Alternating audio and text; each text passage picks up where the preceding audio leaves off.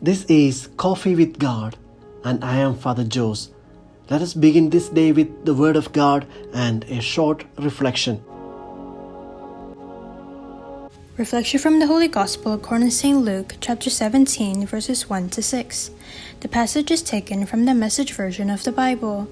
He said to his disciples, "Hard trials and temptations are bound to come, but too bad for whoever brings them on. Better to wear a concrete vest and take a swim with the fishes than give even one of these dear little ones a hard time. Be alert. If you see your friend going wrong, correct him. If he responds, forgive him, even if it's personal against you, and repeat it 7 times through the day. And 7 times he says, 'I'm sorry, I won't do it again.' Forgive him." The apostles came up and said to the Master, "Give us more faith." But the Master said, "You don't need more faith. There is no more or less in faith. If you have a bare kernel of faith, say the size of a poppy seed, you could say to the sycamore tree, 'Go jump in the lake,' and it will do it."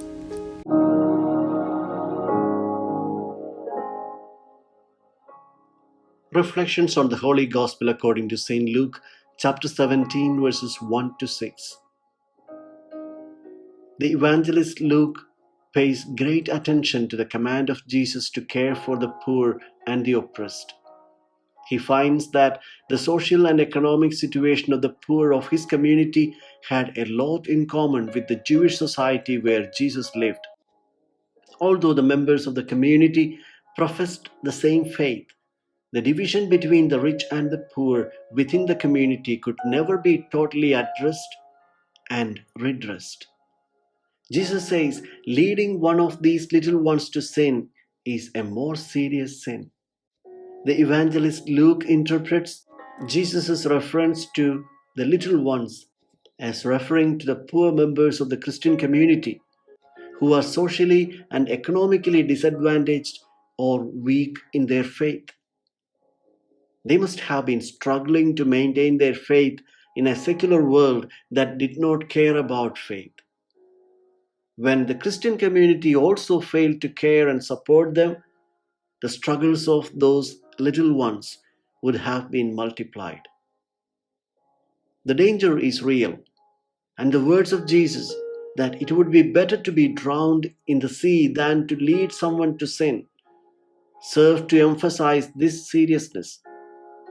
Jesus emphasizes the obligation of every member of the Christian community to be responsible for their brothers and sisters, protecting and supporting them. It is indeed essential for all to accept genuine responsibility for each other.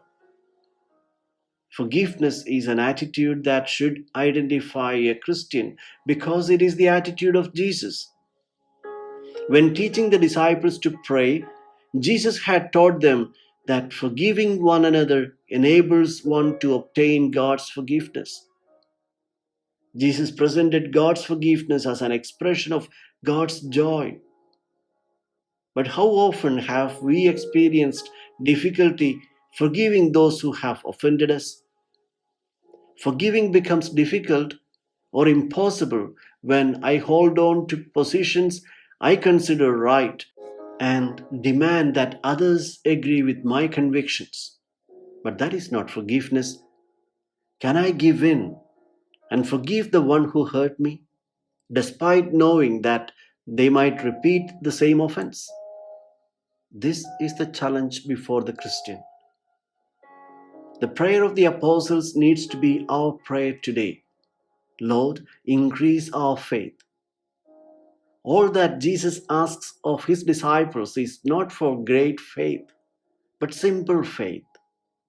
A little faith, even to the size of the mustard seed. But can faith be measured in quantity?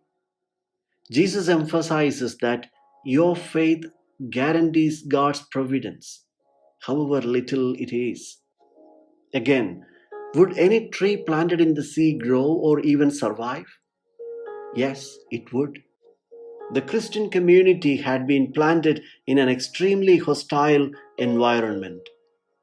Despite the persecutions and killings, The survival and flourishing of the Christian community were purely the results of the providence of God.